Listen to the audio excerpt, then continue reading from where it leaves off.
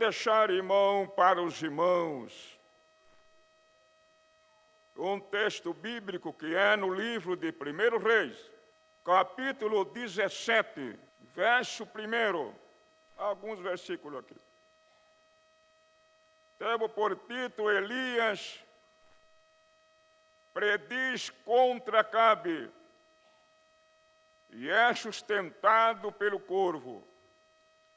Então Elias, o tesbita dos moradores de Gileade, disse a Acabe: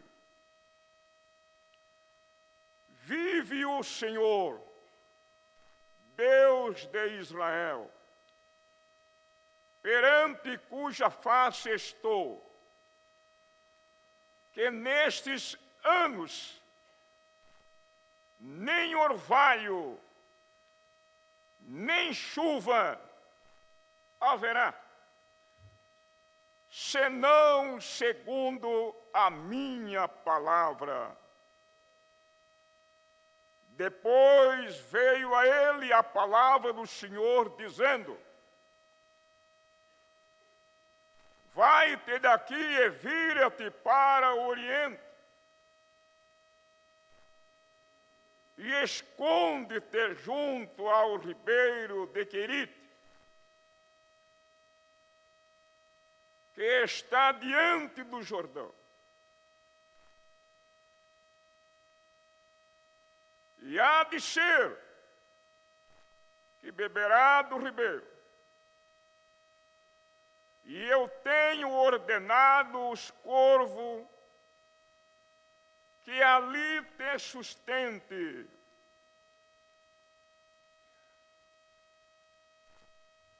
Foi, pois, e fez conforme a palavra do Senhor. Porque foi e habitou junto ao ribeiro de Querite, que está diante do Jordão. Amém.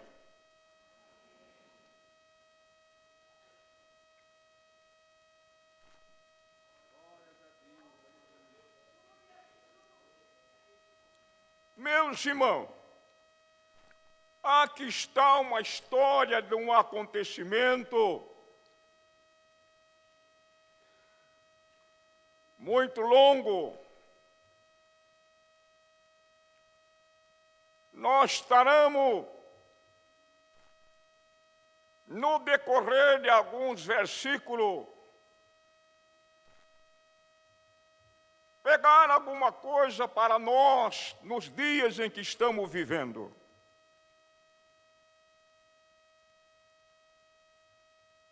O objetivo do escritor, ou seja, o propósito, foi deixar uma história escrito, narrado dos reis de Israel.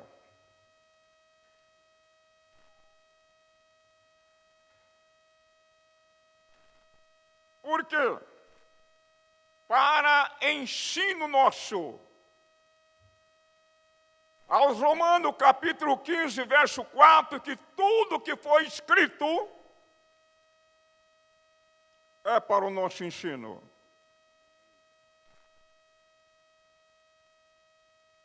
Para nós termos conhecimento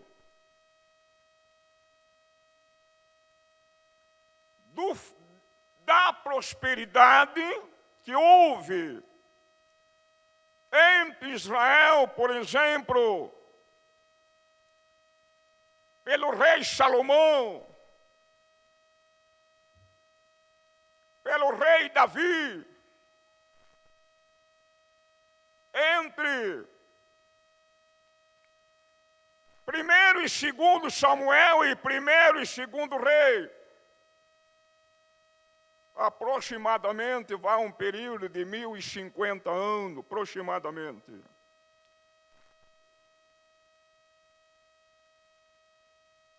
O reinado de Salomão, por exemplo, foi de 970 a 930. E vejamos, irmão, que o propósito foi mostrar a prosperidade e a decadência dos reinos. Vejamos que, voltando para trás, no capítulo 12, foi a divisão após da morte de Salomão. Os seus primeiros 20 anos de grande progresso, dele edificou e dedicou. Mas, no final, os outros 20 anos foram decadência. E assim o filho dele, Roboão, e Jeroboão, para nós saber o porquê houve decadência, o que eles causaram. Então ficou essa história escrita. Meus irmãos, uma lições para nós. Como temos essa história desses reis e outras, são lições para nós. Qual é a história que nós estamos fazendo com a nossa vida, com o nosso viver, com o nosso comportamento, para os nossos filhos, netos e bisnetos e tataranetos? Qual é a história que estamos fazendo para deixar para eles?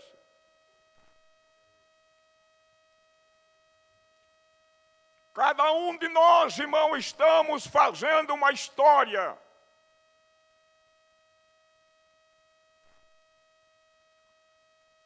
E essa história vai longa.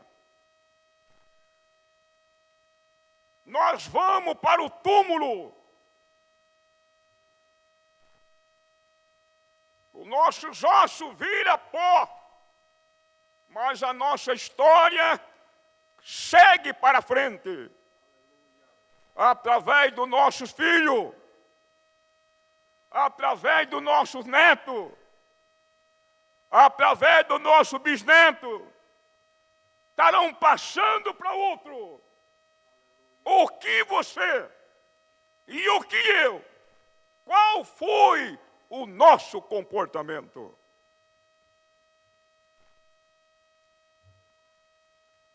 Que Deus nos ajude, meus irmãos, que a nossa convivência, o nosso viver, venha trazer emocionalmente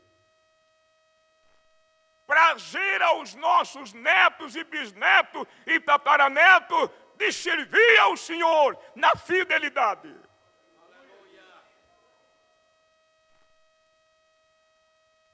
Então vejamos, ficou escrito a decadência destes reis de nome, adquiriram grande nome, mas no fim pegaram o nome, jogaram para a lata de lixo. Mas que nós não venhamos a fazer isso. Então aqui está o propósito de deixar isso escrito. É para nosso ensinamento. É para nossa alerta. Nós temos, por exemplo, em 1 Coríntios capítulo 10, Paulo mostra lá atrás para os irmãos de Coríntio que não fosse murmurador como Israel. não fosse idólatra como Israel.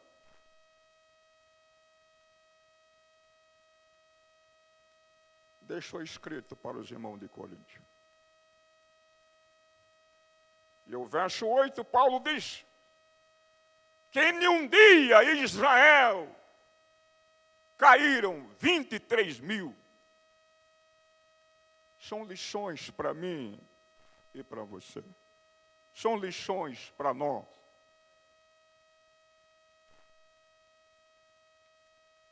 Não fazer como eles fizeram.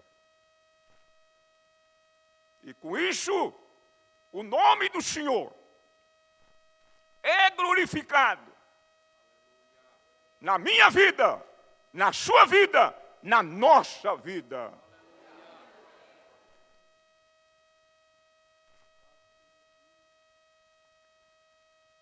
Na época de grande declínio espiritual em Israel, na época de grande fracasso, o culto ao Deus de Israel estava caindo, adoração.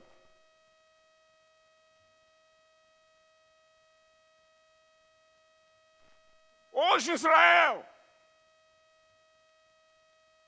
estavam tirando a glória, a honra que pertencia ao Deus de Israel para dar a Baal. Que eles criam que Baal era o que controlava a chuva. Baal era o que controlava a grande colheita. Estavam tirando a glória que pertencia a Deus, dando para Baal. Mas nesse momento, Deus levanta o profeta Elias, que o seu nome quer dizer, o Senhor é Deus.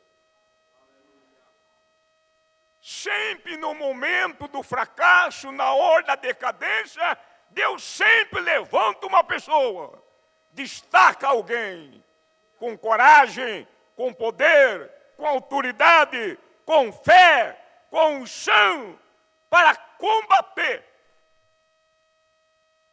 a injustiça, a falsa adoração.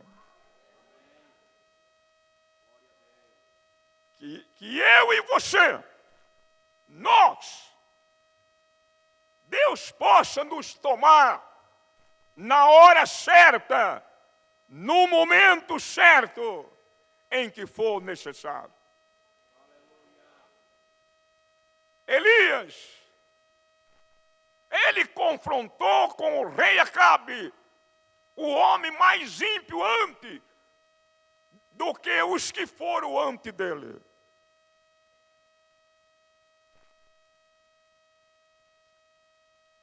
E Elias, o tesbita, disse para Acabe: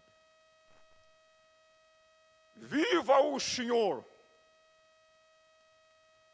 o Deus de Israel, em cuja presença eu estou. Nestes anos, estava dizendo que seria um ano só. Não haverá orvalho e nem chuva, segundo a minha palavra. Elias já estava propondo isso, combatendo contra o Deus Baal, para restaurar, trazer de volta os israelitas que estavam adorando e dando a honra e a glória para ele, que ele não tem nada. O profeta Isaías, no capítulo 42, versículo 8, a minha glória e eu não darei a outro. Ainda o 48:11, mesma coisa. A minha glória eu não dou a outro. Ou a imagem de escultura. Meu prezado, não podemos pegar a glória de Deus para nós mesmos e nem dar para outra. Deus é o dono da glória, é o dono da honra, é o dono do louvor. Ele é o dono de tudo. Nós não somos dono de nada. Elias queria mostrar para Israel que Baal não tinha poder para governar ou controlar o tempo, a chuva. Não tinha poder para controlar a grande colheita. Então, Elias propõe uma palavra de juízo contra o povo e contra Baal.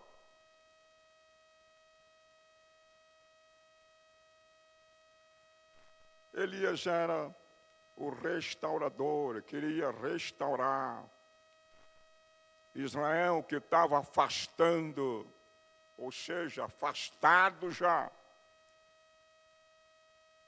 de crer no Deus vivo, de crer no Deus poderoso. Elias queria resgatar a crença dele de volta. Nesta noite, se porventura você abandonou a igreja, não importa se é essa ou a outra que você servia, digo para você, retorna de volta. Volta novamente a adorar esse Deus vivo, poderoso. Esse Deus que criou os céus e a terra. Retorna. Elias queria que restaurasse aquele que tinha afastado. E nesta noite, esta palavra vai de encontro se você afastou da igreja, de servir esse Deus. É momento oportuno nessa noite para você retornar. Começa já a sentir a glória de Deus, a presença de Deus na sua vida. Analisa o tempo que você está afastado. Analisa o tempo que você abandonou. Veja que há uma lacuna vazia dentro de você. Mas nessa noite é oportuna. É o dia para você retornar, a voltar a sentir aquele gozo, aquela alegria, aquele prazer, aquela satisfação de servir o Senhor. Então Elias confronta com o servidor de Baal, querendo mostrar para ele que a crença deles não era real, a fé deles não era real, estavam perdendo tempo. E por isso, com essa palavra de juízo, eles iam ver. Vejamos, irmão. O livro de Tiago, capítulo 5, verso 17. Diz que Eli orou e o céu fechou por 3 anos e meio. Tornou a orar e o céu deu chuva. Veja bem, os adoradores de Baal durante esse período de 3 anos e meio, quantos pedidos, quantas supra, quantas novenas, quantas supra que eles fizeram. O sol, o céu estava limpo, e limpo permanecia, sem uma nuvem sequer. provando para eles que Baal não era Deus. Nós encontramos no Salmo, por exemplo, 24, que do Senhor é os céus e a terra e a sua plenitude e todo aquele que nele habita. Deus é o dono de tudo. Ele é o dono de tudo.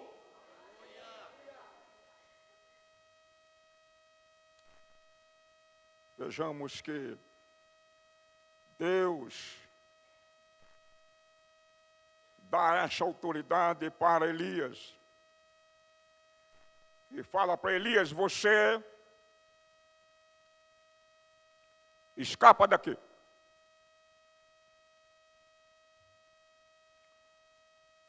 Vai em frente ao Jordão e habita-se lá. Lá você vai beber do riacho de Querite. E eu já tenho ordenado os corvos para sustentar lá. Vejamos que assim como Deus ordenou, Elias obedeceu. Irmão, o nosso bom futuro está na nossa obediência à palavra de Deus.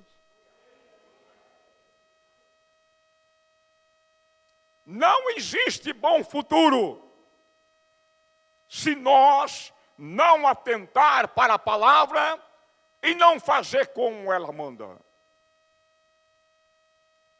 Elias obedeceu. E foi habitar no riacho, o rio Querite. Irmãos, se nós obedecermos a palavra de Deus, independente da circunstância, quando nós estamos dentro da palavra, nós temos a bênção de Deus em qualquer lugar que nós colocamos pé. Como prova disso, Deuteronômio 28, verso 1 e o verso 2, você pode encontrar aí na sua Bíblia. O verso 2, por exemplo. Se obedecerem à palavra, os meus mandamentos, todas essas bênçãos te alcançarão.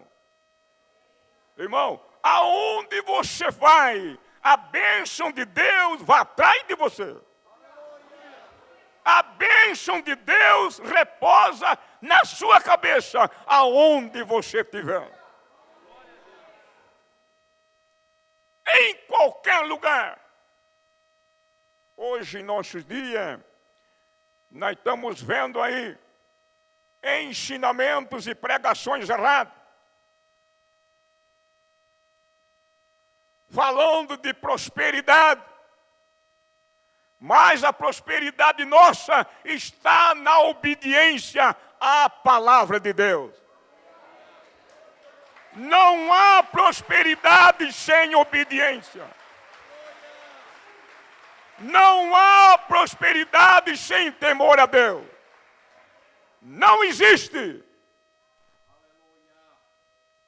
Não existe. Então, irmão, que nós possamos obedecer à palavra de Deus.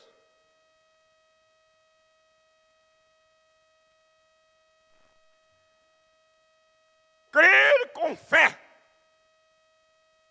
No capítulo 23 de Êxodo, e eu acho que o verso 22 a seguir, lá aí está até o 25, aí está um mandamento. Para aquele que obedece ou obedecia às normas. Eu serei inimigo dos vossos inimigos. adversário dos vossos adversários. O verso 25. Abençoarei o vosso pão. Abençoarei a vossa água. E tirarei do meio de vós a enfermidade. Então, irmão, a nossa prosperidade está no temor e a obediência à palavra de Deus. Elias obedeceu. É para ir para o riacho, é para morar lá, eu vou para lá. Lá eu vou. Lá eu já ordenei os corvos. Ai, sustentar você. Irmão, outra lição nós temos aqui. Quando nós lutamos em causa da obra de Deus, quando nós esforçamos para a obra de Deus, Deus também está ao nosso lado nos piores momentos que vier. Assim como Elias, ele prontificou a debater com Acabe, o grande rei, e com os profetas da época, que eram 450 profetas de Baal e mais 400 de Azera. Elias, ele propõe a combater. Deus também quer dizer, Elias, por essa causa eu vou estar também ao teu lado. Vejamos, irmão, um texto paralelo. Em São Mateus 6, verso 33. Muito conhecido.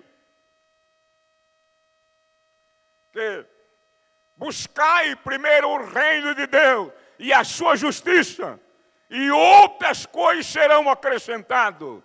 Quando nós sentimos, pela causa de Deus, pelo trabalho do Senhor, Deus também coopera com você, Deus também coopera comigo. E assim, Deus já tinha dado ordem para os corvos. Os corvos traziam pão e carne pela manhã. Pão e carne à noite. Veja bem, irmão. Outra lição que nós temos aqui. Vejamos. Os corvos, irmão, obedeceram à ordem de Deus. Os corvos obedeceu à ordem de Deus. E nós, às vezes, o ser humano, talvez nós não obedecemos. Nós não obedecemos. É mais obediente às aves do que às vezes o ser humano. São lições para nós, irmão. Vejamos isso, irmão, lá atrás, lá no dilúvio. No capítulo 7 de Gênesis, verso 13, 14 e 15. O 13, você vê Noé e seu filho entrando. 14 e 15, você vê na hora de vir chuva, no dilúvio, todos os casais e entrando na arca. Todo tipo, macho e fêmea, segundo a determinação de Deus. São lições para nós, irmão. Sendo que na época, somente 8 pessoas foram salvas. O mundo da época rejeitou a mensagem de Noé. Mas na hora de entrar na arca, todos os casal, de todo tipo de réptil, viam vindo do mato e entrando dentro da arca. Podemos glorificar este Deus poderoso, irmão? Podemos louvar este Deus grande? Esse Deus que você está servindo, esse Deus que você adora, ora, se Ele deu ordem ao rapto, a todo tipo de animal, é porque nós não temos que obedecer à voz desse Deus grande e poderoso. Que Deus em Cristo, irmão, possa nos ajudar. E assim o corvo trazia carne e pão pela manhã, carne e pão pela noite. O mundo da época, irmão, essa crise, ela não só no reino de Acabe, mas ela no mundo todo da época. Havia crise na época em todo o reino. Mas para Elias não havia crise. Quero dizer para você, vim dizer para você, que o céu não está em crise. Não há crise no céu. Nós estamos num Brasil que há crise por todo momento, em todo lugar. Crise e violência de cada dia pior. Mas quero dizer para você que o céu não está em crise. Quero dizer para você que Deus está velando pela sua igreja na terra. Quero dizer para você que Deus não esqueceu da igreja. Deus cuida daquele que Ele resgatou do mundo. Fique tranquilo. Não tenha medo. Creia na palavra e acredite e confie na palavra de Deus. O céu não está em crise.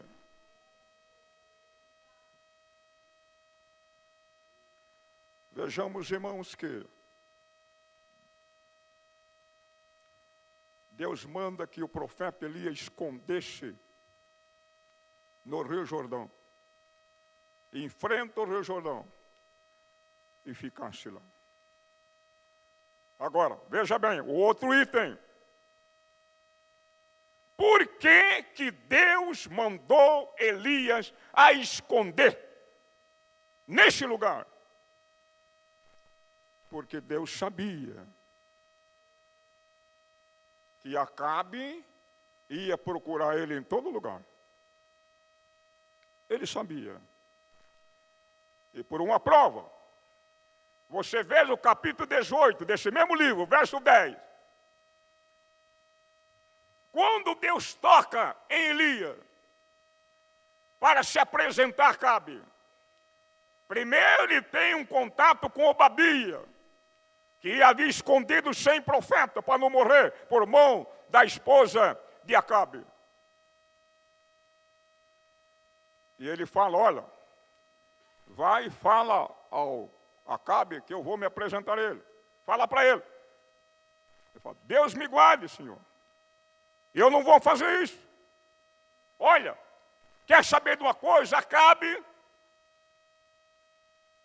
não teve lugar e não teve reino que ele não te procurasse. E todo lugar que ele mandava grupo a procurar, chegava lá, Elias apareceu aqui, não. Mandava aquele rei, aquela nação, jurar que não tinha visto Elias. Deus sabia. Cada um de nós sabemos por onde passamos, por onde caminhamos. Mas Deus sabe o futuro que vai acontecer. E naquele acontecimento que vai acontecer, Ele já prepara algo para te guardar e para te proteger.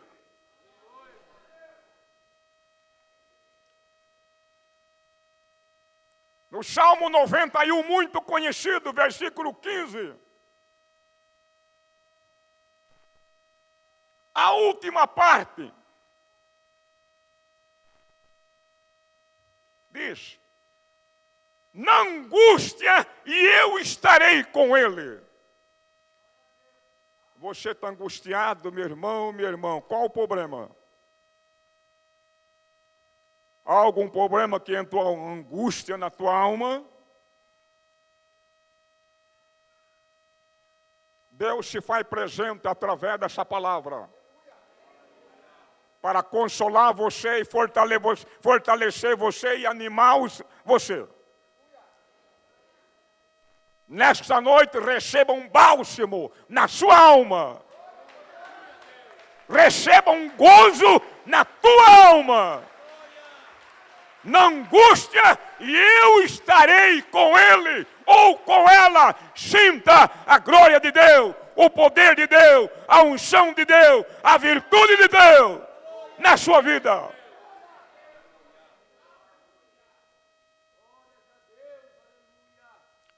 Que Deus em Cristo, irmão, possa nos ajudar.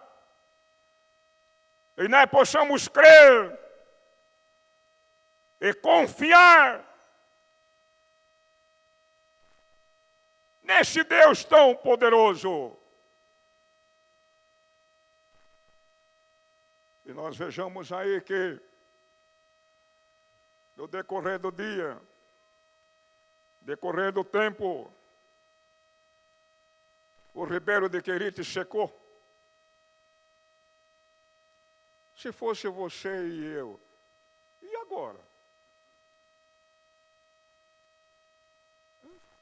E agora? E agora? O rio secou. Deus mandou para cá, o rio secou. E agora? E agora? Fala a Deus. E agora? Talvez você está questionando algum problema semelhante a esse. Até aqui eu vim. Mas e agora? E agora? O que eu vou fazer? Que caminho eu vou tomar? Que trilho eu vou encontrar? O que vou fazer para sair dessa? E eu quero dizer para você que o Deus que cuidou de você até agora, o Deus que cuidou de você até agora, Ele continuará cuidando. Ele não abandona ninguém. Ele não deixa ninguém. Provando que Ele é Deus. Provando que Ele ama. Provando que Ele é poderoso.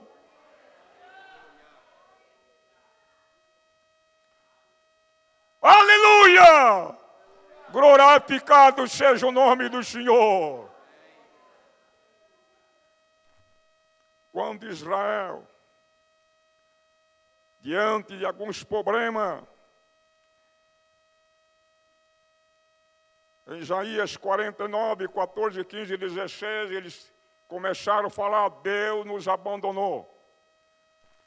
Deus não está nem aí conosco. E Deus faz uma pergunta: porventura, pode uma mulher esquecer de seu filho que cria? Pode. Dá a entender que não houve resposta nenhuma, mas ele mesmo responde: ainda que essa esquecesse, todavia, eu não esquecerei, e na palma das minhas mãos eu te tenho escrito. Deus não abandona. Deus acompanha até o fim. Glória! Lamai Shiriamba Labasteia. Aleluia! Creia no Deus que tirou do mundo. Não fique cocheando em dois pensamentos. Confia.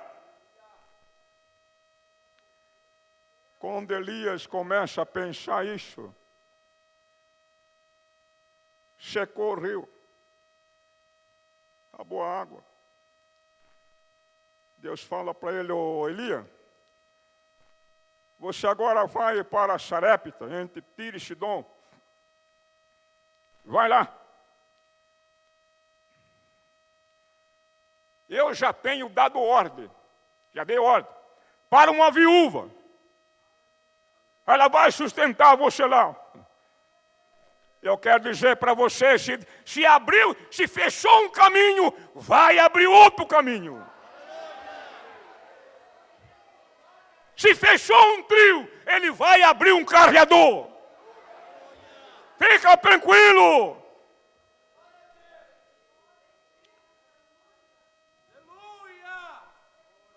É o Deus, irmão. Glória seja dada o nome de Jesus. Esse Deus que nos tirou do mundo, Ele cuida de você. Elias obedece à voz de Deus e caminha para lá. E diz a Bíblia, o verso 8 a seguir, que quando ele entra na porta da cidade, lá está uma mulher.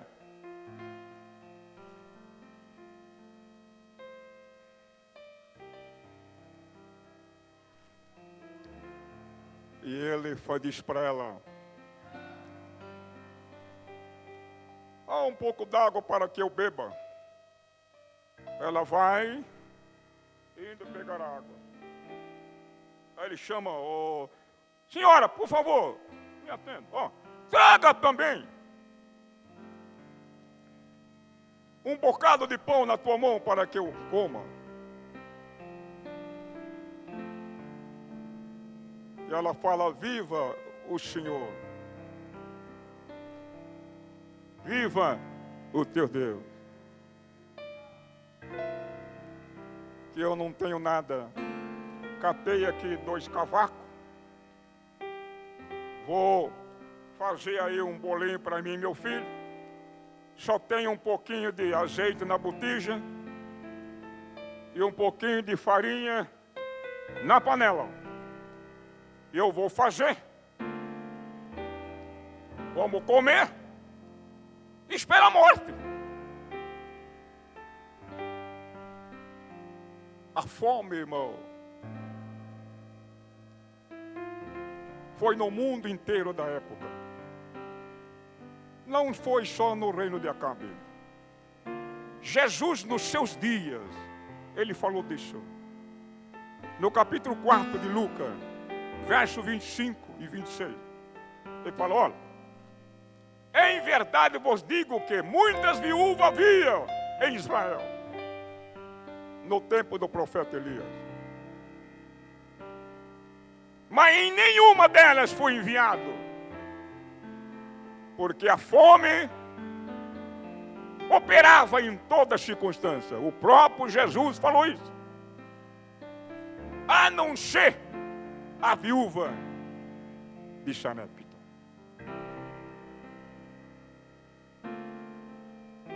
E Elias responde para ela: não tema, minha senhora. Vai e faça do que você tem. Um bolinho pequeno para mim traga. Assim diz o Deus de Israel: o azeite da botija não vai faltar. E a farinha da panela não vai acabar, até que Deus dê chuva sobre a terra. E eu quero dizer para você novamente que o céu não há crise. No céu não há impedimento. E assim, ela obedeceu. Fez para o profeta Elias o bolo. Trouxe para ele. E comeu ela, e ele e o seu filho, por muitos dias, cumprindo assim a palavra de Deus. Nesta noite, A palavra que eu vim trazer para você. Acreditar. Está difícil. Complicou a situação. Para Deus não tem nada complicado. Deus desenrola o que está complicado. Deus cria meio aonde não tem. Deus cria trio aonde não tem. Então você aguarda que vai abrir um trio e você vai entrar por ele. E você vai louvar. E você vai exaltar. E você vai glorificar o nome desse Deus. Portanto, nessa noite, creia nesse Deus que tirou do mundo. Ele não vai de forma nenhuma te deixar. Não vai de forma nenhuma te deixar. Teremos, irmão, estamos encerrando. Jesus, por exemplo, no Getsemane. No capítulo 22 de Lucas, que verso 42 a seguir, ele está de joelho no Getsemane. E pedindo, meu Pai, se é possível passar de mim esse cálice, todavia não seja a minha vontade, mas a tua. E aos versos 43 você vê, Deus enviou um anjo que confortou Jesus. E você vai ver que ele orava mais intensadamente, quer dizer, com mais força, com mais ânimo, com mais poder. Deus ainda faz hoje isso. Quando não tem ninguém na terra para socorrer, Deus envia anjo do céu. Quando não tem ninguém, para aquele que teme a Deus, Deus envia algo do céu. Que Deus abençoe. Creias tu nessa palavra. Para nós encerrar. 2 Timóteo capítulo 4, 16 e 17. Paulo está dando uma palavra reclamando que todos os seus auxiliares haviam abandonado, havia deixado. Mas o verso 17: mas o Senhor me supriu, o Senhor esteve comigo. Repetindo novamente, quando não tem ninguém para socorrer o seu servo, Deus envia algo do céu para socorrer aquele que o teme. Guarda essa palavra, vai em paz e guarda a revelação, a bênção de Deus na sua vida. Obrigado, pastor, obrigado por essa honra, obrigado, irmão, em nome de Jesus.